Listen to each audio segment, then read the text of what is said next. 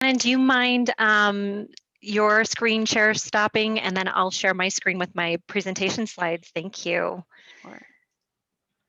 And thank you so much for having me. I'm so honored to be here today. Let me get my screen share up.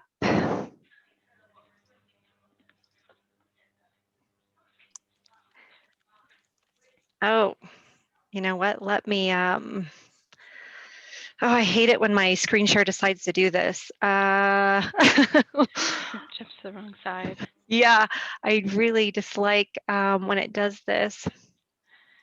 I think one of these icons down at the bottom of your screen will change the view. Yeah, let's see here. I can never remember which one, so bear with me, everybody. That's not it. Nope.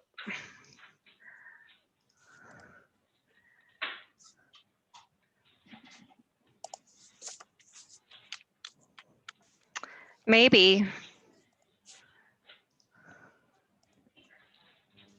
Nope. Still not there. Let's try this again. All right.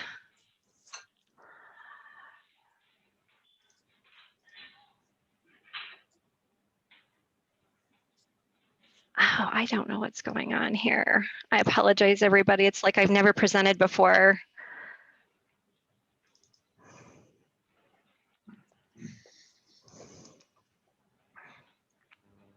And I don't know why we have this little guy down here. We're going to have subtitles. Okay, well, we've got subtitles going. I'm just going to roll with it. If you guys are okay, I'm okay. So thanks for the introduction, Manon. I want to tell you a little story here, and it's about World War II airplanes. In 1943, Americans did a survey to find out the survivability of aircraft in World War II. And they looked at aircraft that were coming back from battle, and here is what they found.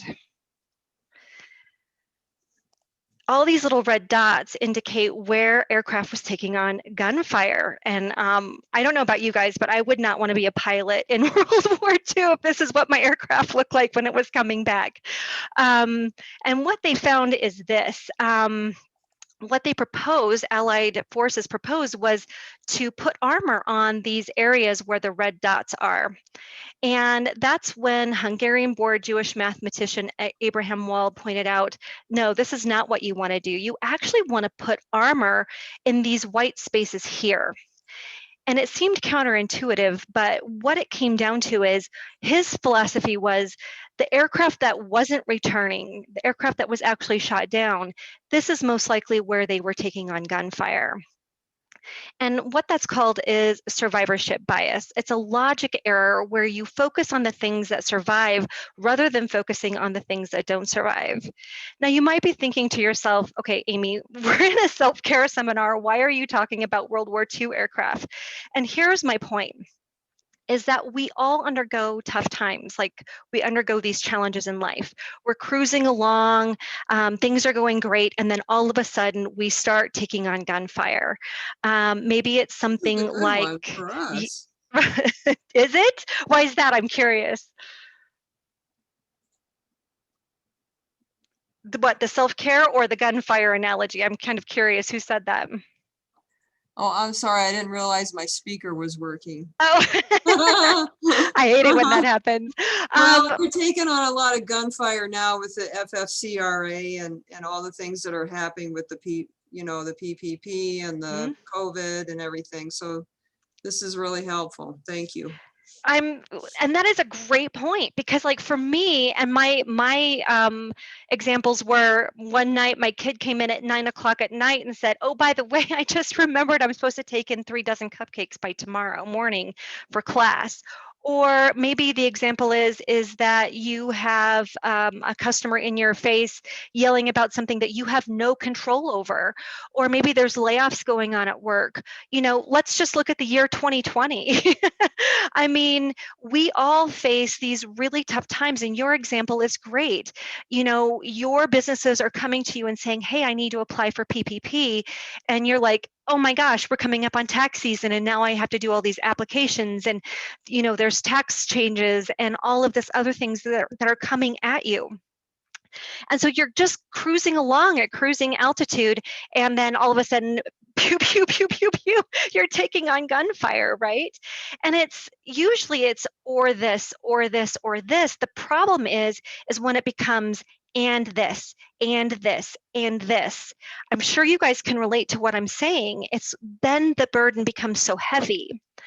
And I'm going to go back to a time in my life, 5 or so years back where my only coping mechanism was working out. That was my self-care at the time. Was I would work out. I would have a stressful day. I would go to the gym. I'd do spin, or I would lift weights, or I'd do some yoga, and I was all better and things were great. But there's a couple of problems with that. What happens if I was so busy at work or with my children or with life in general and I couldn't work out? Or there just wasn't enough hours in the day that I could make it to the gym? Or worse yet, what happens when I got an injury and that happened and I couldn't work out for a week or two? So maybe you're like I was, where you have one or two things where you have a coping mechanism and that's working out okay for you, and you'd like to learn a few more things. Or maybe you don't really have any intentional coping mechanisms at all, and your resiliency is a little bit low. And that's why we're here today. And I'm glad that you're here today because this is one of my very favorite topics. So self-care helps you be resilient. And resiliency is the ability to manage stress, and not only manage stress, but to come back even stronger. And I want you to think about it this way. Self-care and self-care routine is about giving yourself the armor and the parts of your life, i.e. your plane, that need a little extra protection. All right, so here's our agenda for today. First of all, I want to make sure that you have this handout. If you don't worry about it. You can do it later, but it's really helpful if you have this handout that Manon had sent out later. So make sure you have that handout. You can either, and I think that it's required that you chat your responses for your credits. Yes, Manon, give me a thumbs up if that's how you're supposed to do it. So chat with your first and last name so that you can get your credits. There's going to be a ton of information. So we're going to move pretty quickly. But here's what I promise to give to you is I'm going to send out these slides so that if you want to revisit some of this stuff later, you have access to it. So does that sound like a good deal? We'll get moving quickly. So our agenda today is we're going to learn the definition of self-care. What is resilience? Because resiliency is really what our ultimate goal is for self-care. What are 4 things that you can do right now? And I want to also give you some random things that you can do to put armor on your plane. So let's get started. So what is self-care? Our first question is that I'd like you to chat in is, what does self-care mean to you? So if you could chat that in your box real quick, and I'm going to share a couple of your answers. What does self-care mean to you?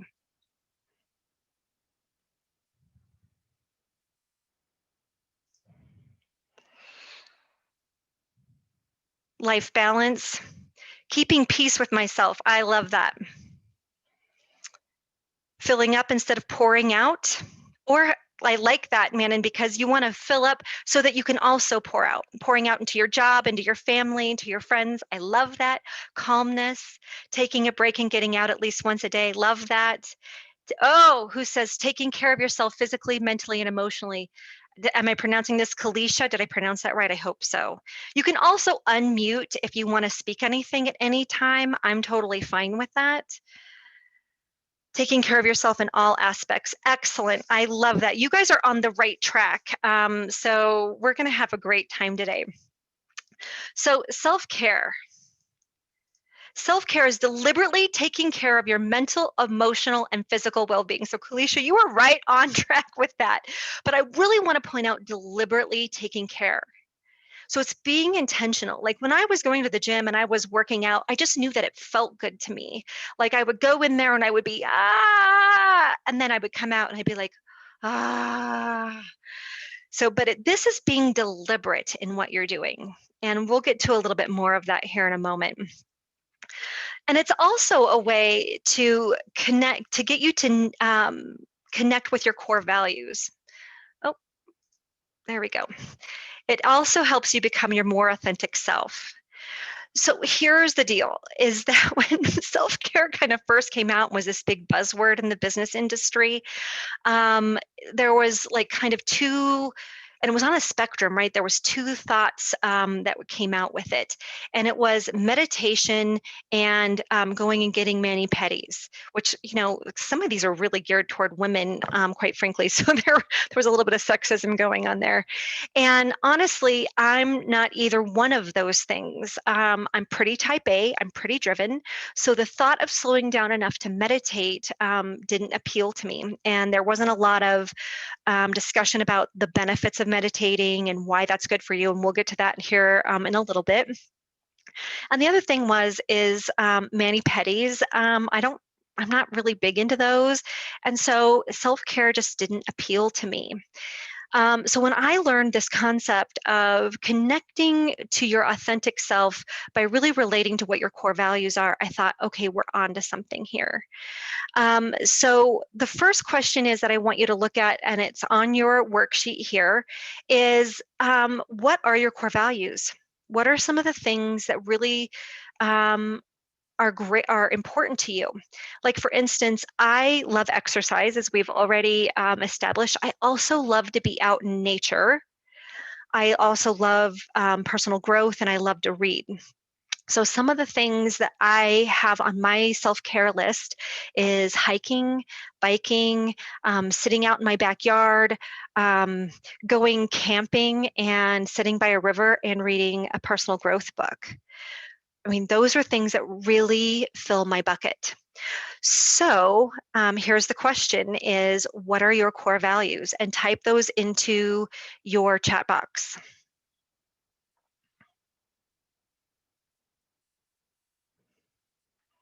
And in the sake of time, you only have to do like one or two. But at some point, I really would encourage you to fill out your sheet as well, because this is important in identifying what's going to fill you up and what's going to be part of your self-care routine.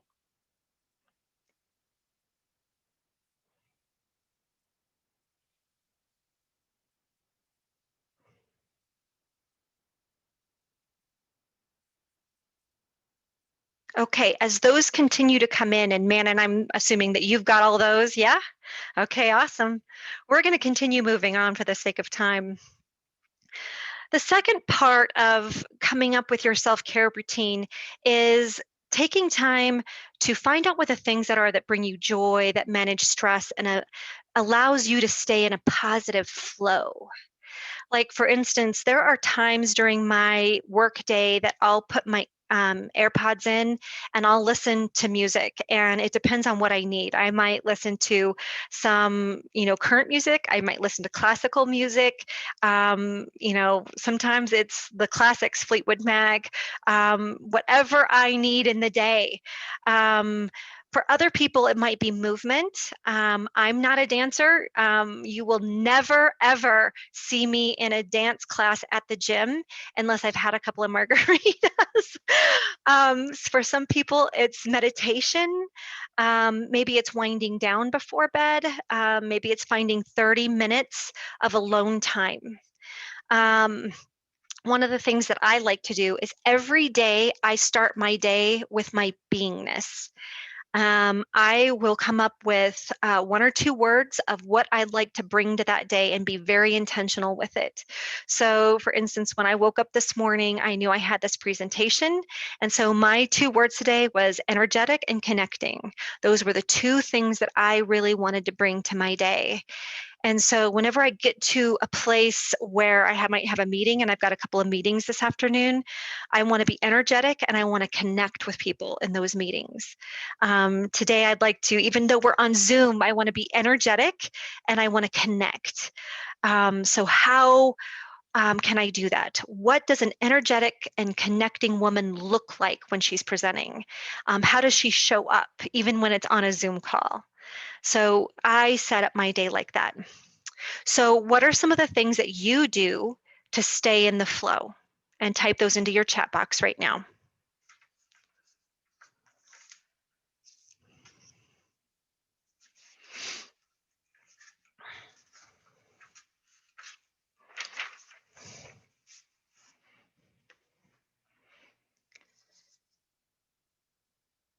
Okay, again, while you're typing some of those things, I really would encourage you to go back to your worksheet at some point and really give these some deep thought, because it's really going to help you set up your self-care routine. And now we're moving into my favorite part. Drum roll. Okay, if we don't have time to do a drum roll, just really get it going in your head. Yeah. We're going to do the wheel of life. So one of the things that I do at Triad and in my own business is that I'm a leadership coach. And I always have my clients do a more in-depth version of what we're about to do, but this is still a very powerful exercise. This is about creating harmony in your life. It's about putting armor on those vulnerable parts of your airplane. So turn the page and you're going to find this guy right here, the wheel of life. And what I'm going to do is I am going to read you off a few things regarding each section. So we're going to start with, on the left-hand side of this wheel of life is physical environment. And you're going to see some numbers right next to that. We're going to look at these different areas of your life. And I'm going to just kind of read some areas, some sentences that relate to that area. 0 means that you have no fulfillment in that area. 10 means you are very fulfilled in that area. And then you can rate all the way between in the area. So this is going to show where you kind of land in that right here, right now. It's a snapshot of your life at this moment. Don't overthink it. First thought is best thought. So let's start with physical environment, and I'm going to read a few sentences on this. All right, I feel nourished and supported in my home. I am surrounded by things that I love and have meaning to me. The level of order in my surroundings is appropriate to my needs. It serves me. My wardrobe is a clear expression of who I am, and I love being in the clothes that I wear. Now write down where you feel that you belong on that scale, related to those sentences I just said, 0 to 10. 0 being lowest, 10 being highest, and fulfillment.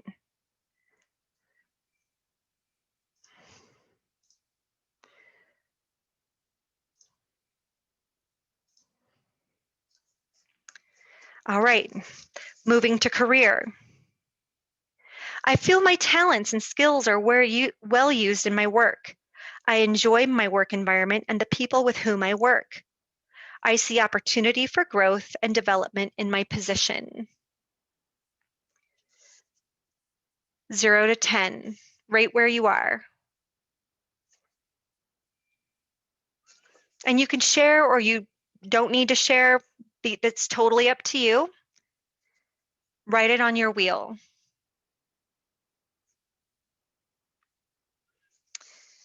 Okay, so the next few statements have to do with the next two pie segments on your wheel: family and friends, and significant others / romance. I have a sufficient number of great friends. My friendships nourish and sustain me. I am a good friend and I make myself available to my friendships. I trust the relationships I have with my friends. I am satisfied with the level of contact I have with my family. Nothing feels hidden or withheld in my relationships with family members.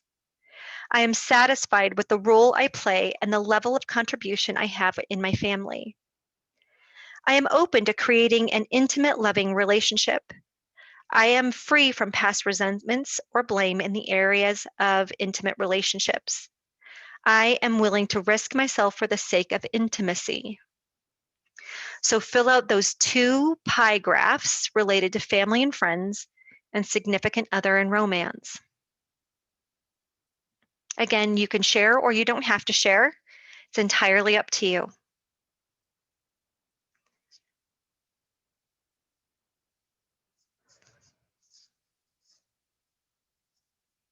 Okay, moving to fun and recreation. I regularly take the time I need to experience play, adventure, and leisure. I know what activities renew me and bring me alive, and I participate in them regularly.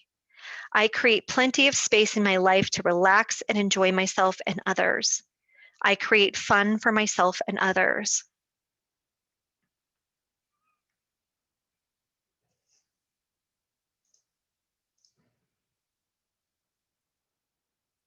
Where do you land here? Next is health.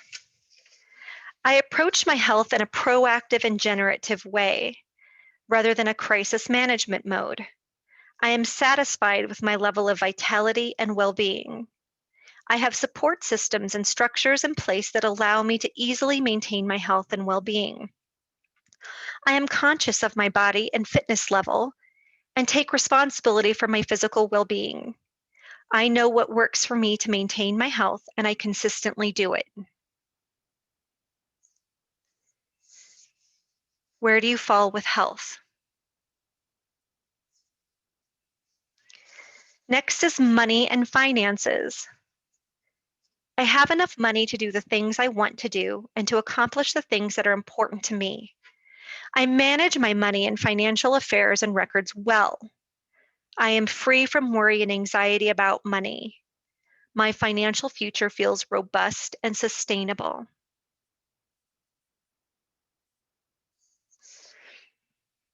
Last but not least, personal growth. All right, I have a belief system that sustains me no matter what circumstances life throws at me. I regularly experience living a life that I love and loving who I am becoming. I regularly engage in activities and learning that grow and expand me.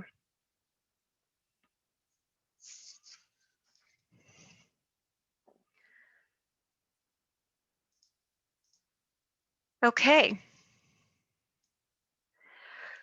So as you look at your wheel, just kind of look at it and reflect on that for a moment. Where do you stand in each area? And again, at some point when we have a little more time, or when you have a little more time, come back and really reflect on those areas. And then ask yourself, which two areas are you willing to make a change? And maybe you can even write those two areas down right now. And what's missing or not working for you in those areas?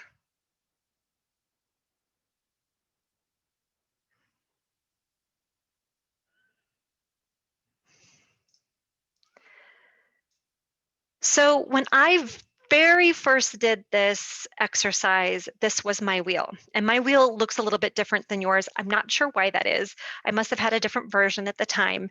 And it was several years ago when I did this, actually quite a few years ago now that I did this.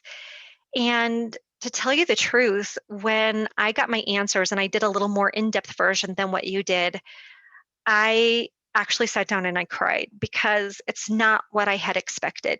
It's not a very balanced wheel. And so if your wheel looks a little bit like mine, it's okay.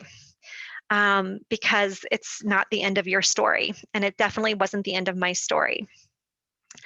I was so disappointed, but I really sat back and I reflected on it. I was working full time at Triad. I was also a part-time instructor at Colorado Mesa University.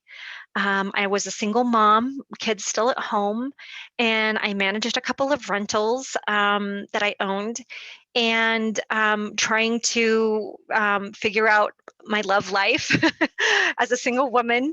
And it was a lot. There was a lot going on in my life, but I still had room where I could grow. So the first thing that I did was I figured out my money situation. I teach personal finance training, and I wasn't practicing what I preached. So I thought, okay, Amy, you get an opportunity to get back in there and do the things that you know how to do. So I got back into my budget every week, like what I teach, and got back in there. And just a little quick aside here, and I know that you guys are all probably into budgets and that sort of thing, but here's what I want to say about budgeting, and this is what I teach, is budgeting is not a punishment. It's about prioritizing what's important to your life and putting your money there. And time is the same way. You budget your time the same way that you budget your money. It's about prioritizing what's important in your life and putting your time there. And so I did both. So once I got my money, squared away, I was back into my budget once a week.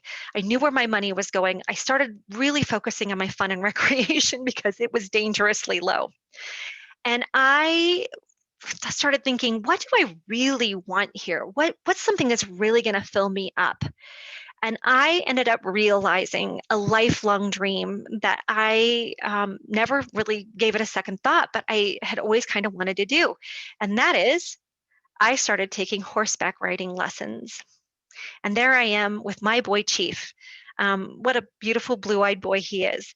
And it was honestly the best 7 hours of my entire week. And for those of you who ride horses, you know how amazing that can be.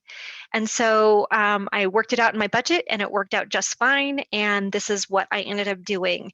And I would say that when I was horseback riding, my fun and recreation was a 10.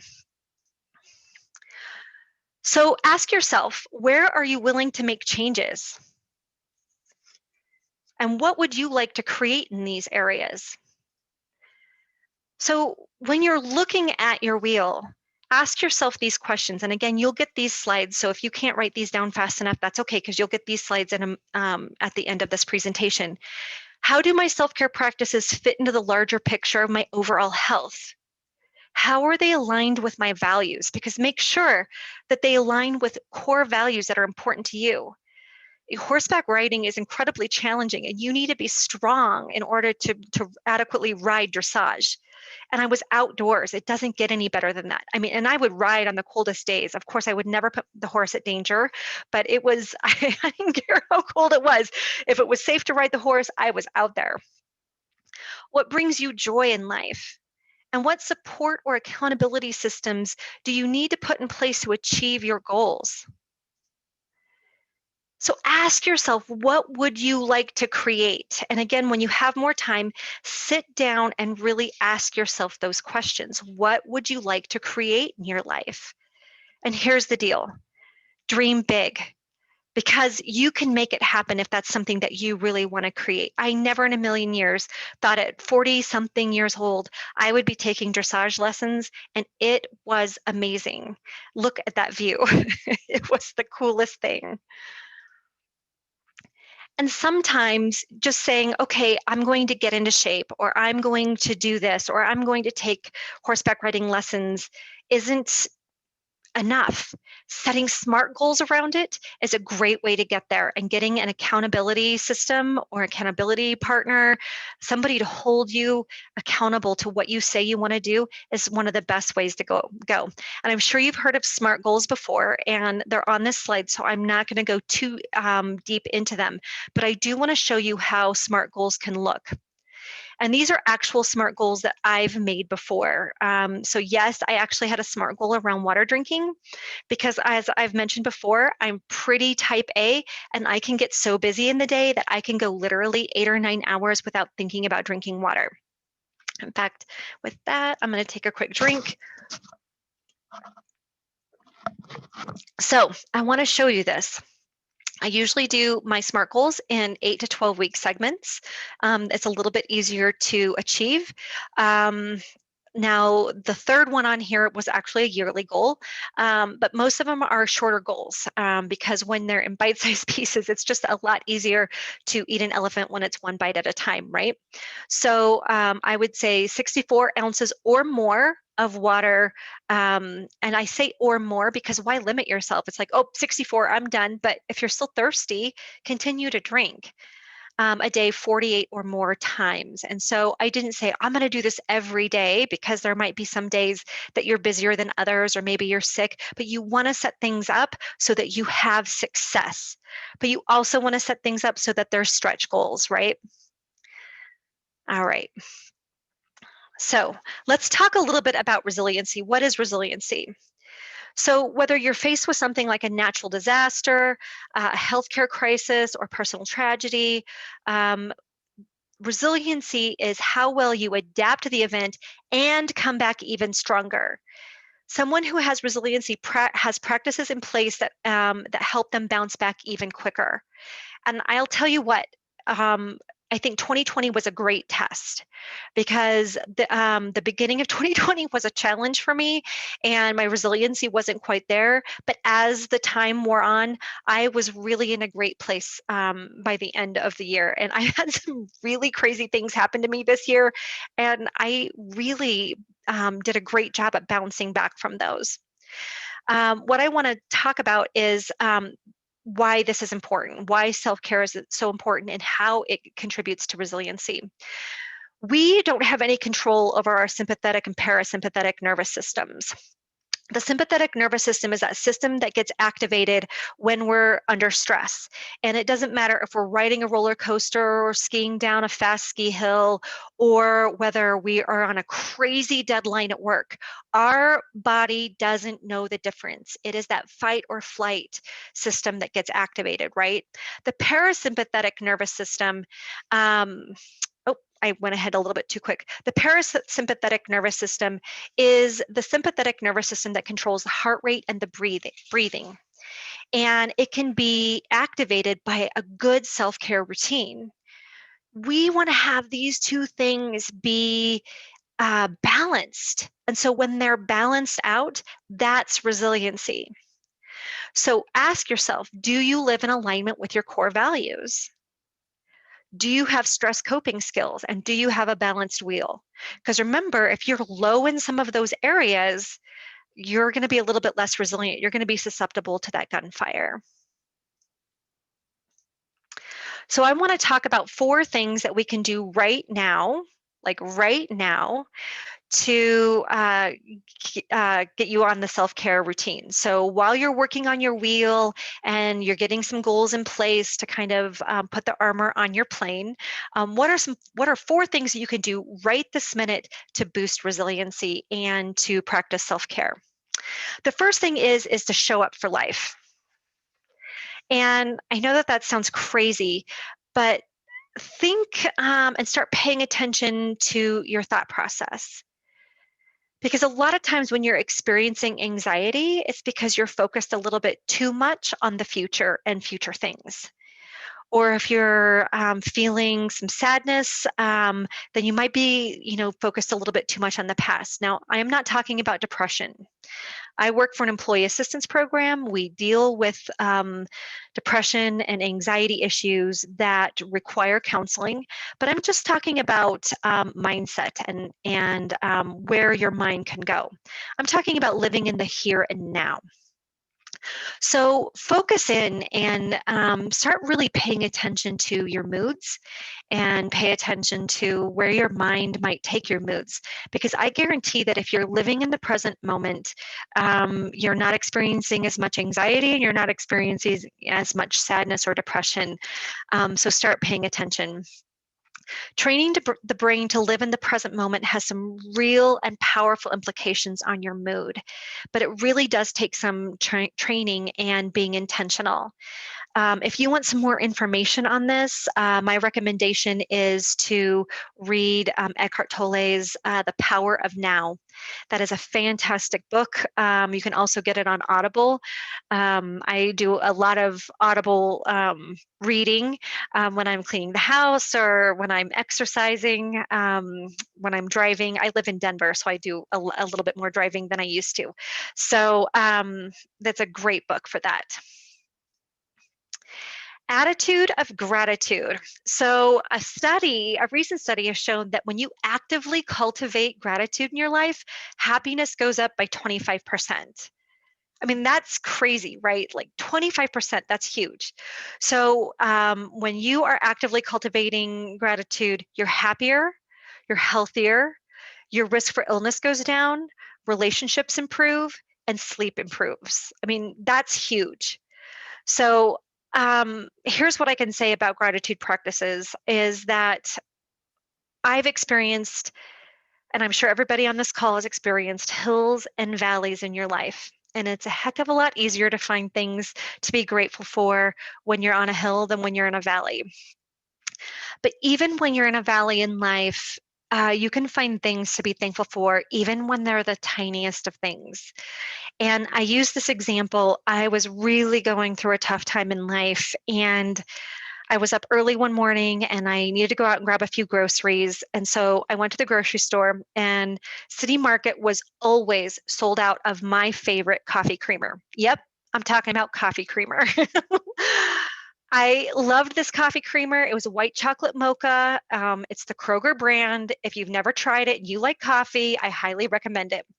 And that morning they had just restocked and they had it in. And I literally grabbed it out of the refrigerator and I stood there in the middle of the store, hands overhead, like I was Rocky. And I was so grateful on my drive home that morning. But, to really experience gratefulness. And I could not wait to have my cup of coffee that morning. And my happiness was sky high. And so just to find even the littlest things in life to be grateful for, to go on a walk in the morning and to be thankful for the changing fall leaves, or, the spring flowers that might be coming up, or the crunch of snow underneath your feet. It can be really amazing. So find even the smallest things to be grateful for when you're in the valley of life. I have two challenges for you if you are incorporating a gratitude practice in your life. And it can be as simple as writing 5 to 10 things in your journal, either in the morning or at night, that you're thankful for. And it really gets you thinking about the amazing things that are in your life, and it moves you away from the challenges.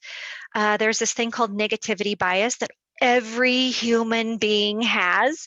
So it moves you away from that negativity bias, and it moves you into a place of gratitude.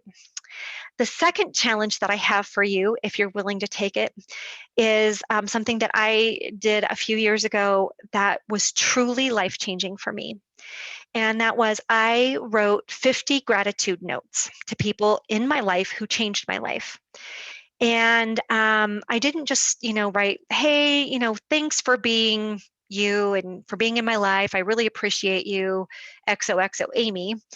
I took blank cards and I really wrote how important they were to me, what they did in my life that made a difference, and why I was so grateful for them. And I had no expectations other than to show my gratitude for that person. And I think what really made such a big difference in my life was, one, I physically and emotionally felt the difference just writing the cards. Two, when I would visit these people, many times I saw they had the cards up. In my favorite professor's office, he had the card up in his office. I would go to my friends' houses and they would be up at their house. I got a few cards in return, or they would call me. And sometimes they were people from high school, which, let's just say I'm 1 or 2 years past high school. Um, and it was important for me to do this. And so if you are up for that challenge, I am challenging you to do that, because not only was it amazing for me, but it's amazing for other people as well. A habit of happiness. So when you create happiness, you lower inflammation, you strengthen your immune system, you lower your risk for heart attack, and you have more discipline around physical activity. Studies have shown that it has an amazing benefit on your body. So here's a couple of things that you can do to elevate your happiness in your life. Smile and laugh.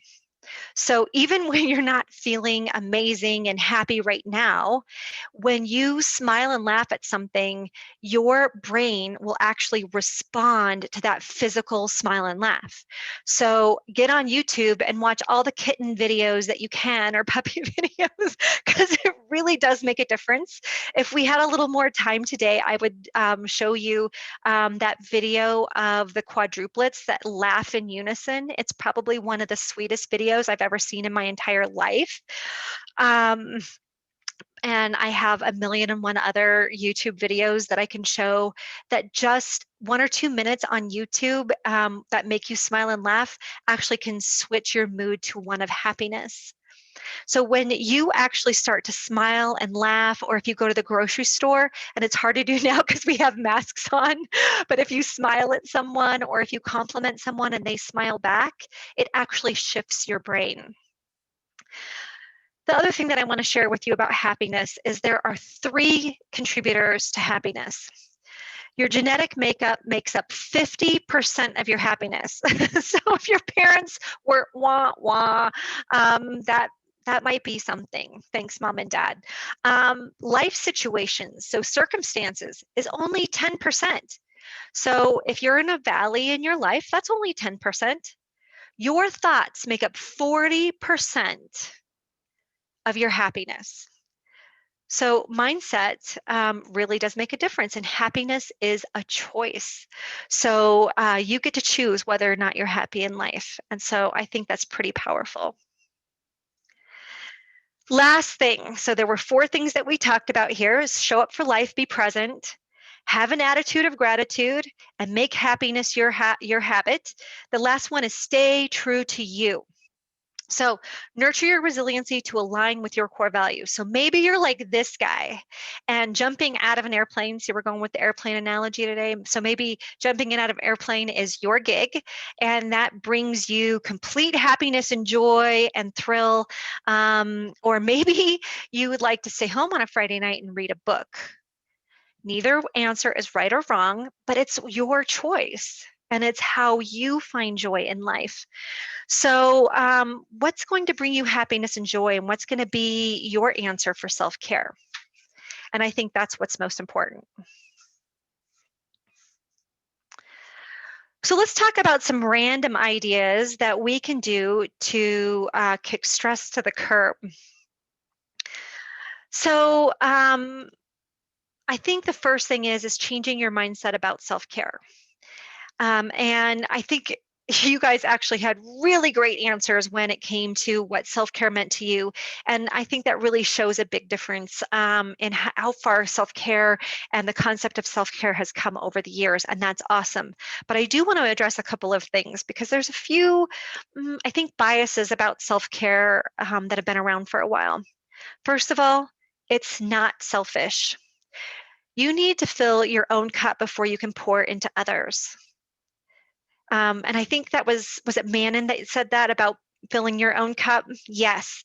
So you've got to fill your own cup. And let's go back to our airplane analogy. And you hear it every time you board an airplane, which for some of us has been a while now, thanks COVID. But you've got to put on your own oxygen mask before you put on the oxygen mask of others. So make sure that you're taking really good care of yourself. The second thing, it doesn't have to break the bank. I think that a lot of times we think, oh, we're going to have to go get a massage. We're going to go have to get a mani-pedi. It's going to be these things that take a lot of time. And I know that my example of, horseback riding, it was not cheap to go horseback riding, right? That's not a cheap thing. I did not buy my own horse, by the way. That really wouldn't have been cheap. But here's a great idea, and I want you to write this down on your worksheet, is create a list of ideas that you can do for self-care. And some of these that I have on here is go get a manicure, because sometimes it was fun for me to go with my girlfriends and sit and drink a glass of wine somewhere and get a manicure together and just chit chat. That was awesome. I normally don't like to spend money on a manicure because I'm cheap that way, but it was more to spend time with my girlfriends than anything else. And I did get a massage on here because it was a great way to treat myself. And I do a lot of exercise, and it was a great thing to do for my body. But a lot of things that I have on here, I could do for free. Reading, taking a nap, which was a rare treat that I rarely gave myself. Go for a walk, get creative, meditate. Yes, I have meditate on here. And the reason I encourage you to write a list is because many times when you're in the weeds, And what I mean by in the weeds is when you're going through a tough time in life, when you can revert back to a list that you've already created, you're like, oh, I can do these things. And I actually made this list, and I cut it out, and I, excuse me, I put it on my bathroom mirror because it was important to me to start taking care of myself other than just working out. And this is before I started horseback riding, meeting with a friend, doing a face mask, going to bed early. It was just important for me to do things just for me. There would be days I would walk downtown. I lived near the university, and I would in Grand Junction, and I would walk downtown and I would buy myself some gelato and just sit on a nice sunny day and eat gelato. What a great way to take care of yourself. So make a list. All right. It's not a one size fits all. It doesn't have to look the same. Like I had talked about earlier, breathing and meditation were one of the biggest things that came out when self-care first came a popular term in business. And it did not resonate with me to do breathing and meditation. So do things that resonate with you. So what are going to be things that are going to go on your list? Now, with that being said, I'm going to talk about breathing and meditation for a second. I have since learned a lot about breathing and meditation. And remember when we were talking about the parasympathetic nervous system versus the sympathetic nervous system? So we don't know when our body's going to decide to go into fight or flight, right? So I'm not a skier, and I don't like roller coasters, but I do sometimes have a stressful job. I enjoy public speaking, but there are times that I am working on deadline, or let's just say last week I had so many projects coming my way, and I was like, ah, I'm sure you guys get that. Somebody spoke up earlier about everything you have going on right now. And so I have a feeling that everybody on this call gets it, where you're just like, I am so stressed out. It is going to seem completely counterintuitive that when you are completely stressed out and you're maxed out and you're sitting right where you're at, and right now I can only see Manon. Sorry, Manon, I'm going to pick on you for a second. I hope you don't mind. You look like you're pretty easygoing. Like, just say you're stressed out right now, man, and I can see that you're at work, that you sit back for a second and you're like, okay, I am going to, I see you have your headset on. Let's just say that you decide to call up a YouTube meditation that takes 5 minutes. And I guarantee you, you are going to see a big difference. It's 12:47. I'm going to take us through a 3-minute meditation real quick. You can close your eyes or not close your eyes, totally up to you, but I want you to get comfortable in your chair. And I'm going to actually go ahead and close my eyes. Put your feet flat on the floor if that's comfortable to you. Close your eyes if you want to or not. It's up to you. But get comfortable. And notice your breath.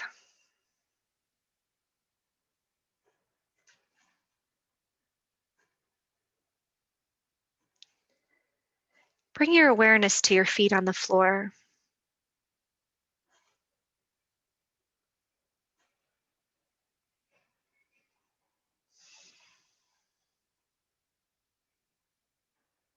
And notice your legs on the back of your chair. And maybe your back is resting against the back of your chair.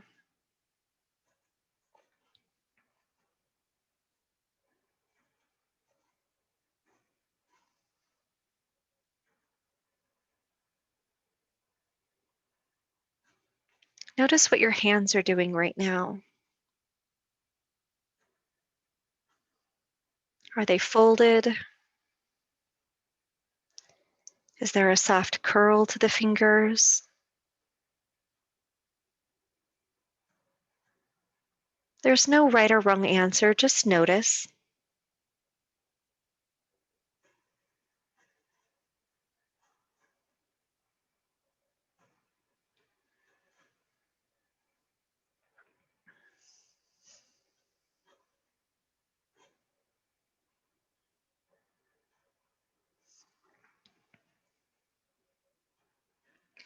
Notice your shoulders and see if you can relax them, letting the shoulder blades slide down your spine, releasing any tension you might be carrying.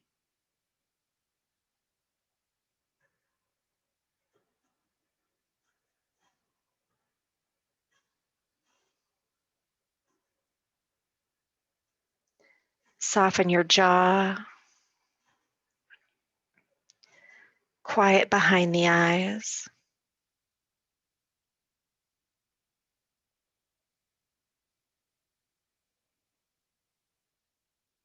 And bring your attention back to your breath. And where do you feel your breath? Is it in your chest? Is it in your belly?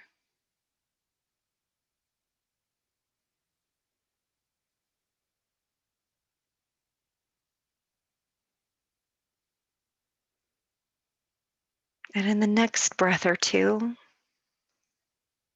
just blink your eyes open and come back to the present moment.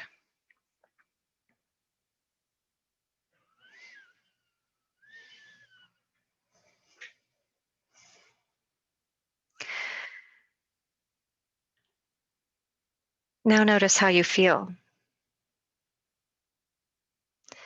And I'm kind of curious on how that was for everyone. So if you wouldn't mind chatting, how do you feel right now?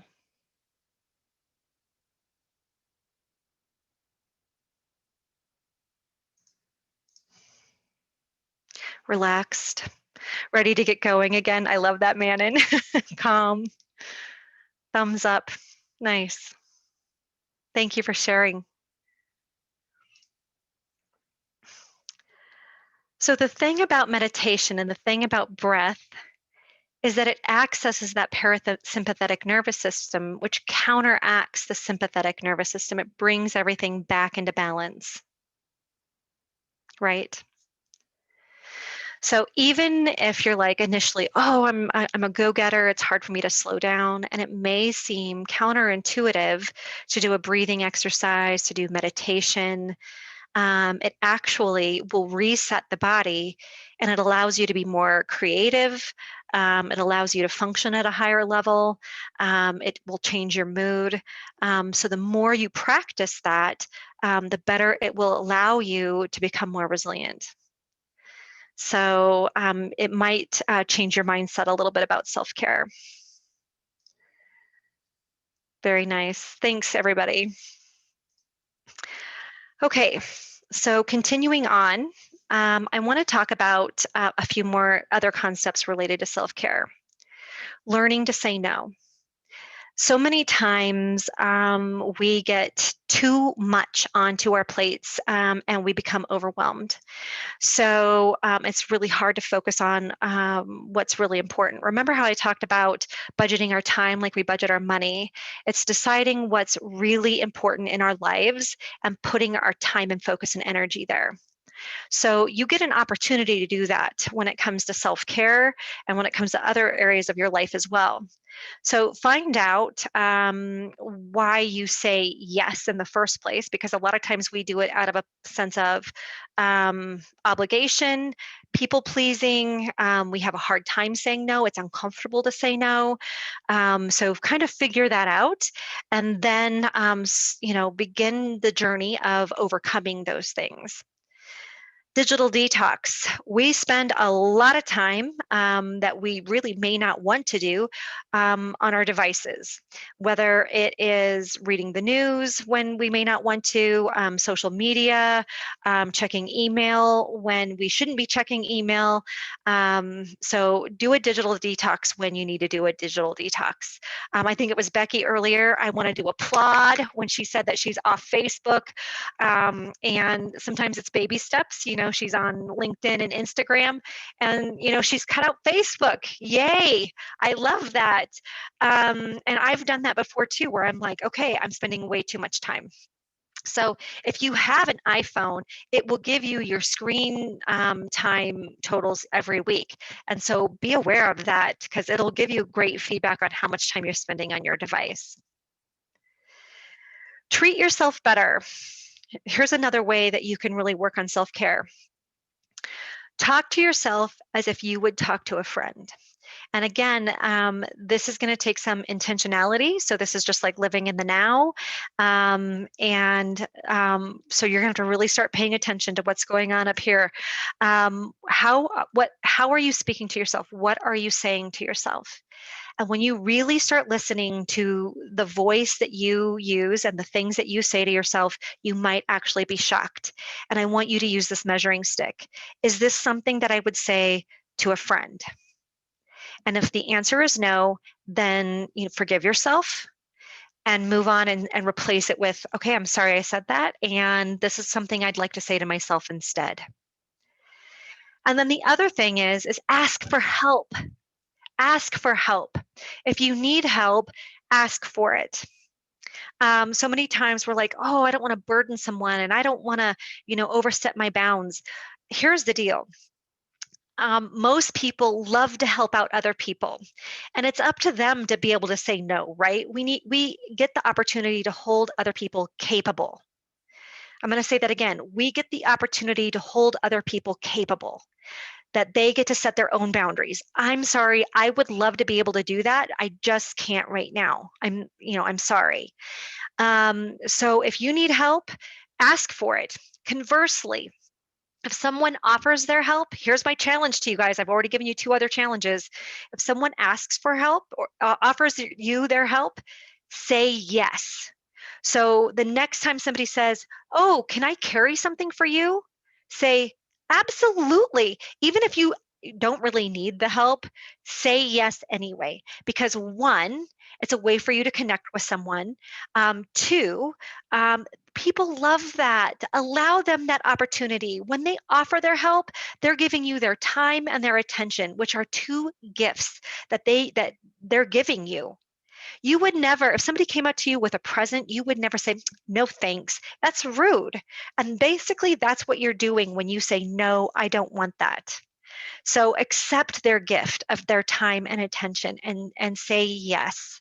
Unless you're in downtown Denver and it's a homeless person, and then say no. I learned that the hard way. All right, so I'm going to end with this. This right here is my beautiful boy. And this is my analogy at the very end. A couple of years ago, he graduated from the United States Marine Corps, and I went to San Diego for his graduation. And we toured the USS Midway that was commissioned right after World War II. So we're sticking with that World War II and airplane. And here's my analogy that I want to leave you with. Navy pilots, one of the most stressful things that they have to do is to land on an aircraft carrier. It's 500 feet of runway that they have to land on. The ship is coming at them while they're coming at the ship. And not only that, but the ship is lifting up and down as they're trying to land. There's 4 arresting wires across the deck, and they're aiming for the 3rd one, and their tail hook on their plane has to hook onto it. On top of that, they are not slowing down when they come in. They're actually going full throttle, because if they miss the hooks, they have to have enough speed that they can take off again. Either that or they bloop right off the end into the ocean, right? They liken this process to crash landing on a postage stamp in the middle of the ocean. It's one of the most stressful things that a Navy pilot can do. This is my analogy.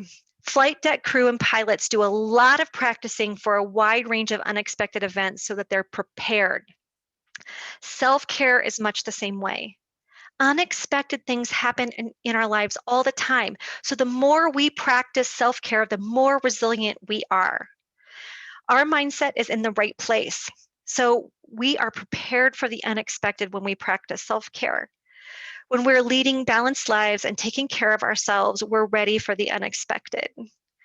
So with that, we've got 2 minutes left. If you guys have any questions, you can either chat them or you can unmute and ask me questions now. I don't know that I have questions, but that was a really incredible presentation. Thank you. Thanks, Manon. It was great. Thank you, Amy. That was really what, I've taken a lot of self-care things before, but this one was, to me, was the best one I've ever taken. Thank you, Becky. I appreciate it. Well, I'm going to put in the chat box my email. If you guys, because I know we're right out of time, and if anybody thinks of any questions, please feel free to email me. I am open to any questions that you might have. Oh, there goes my kitty stretching in the background.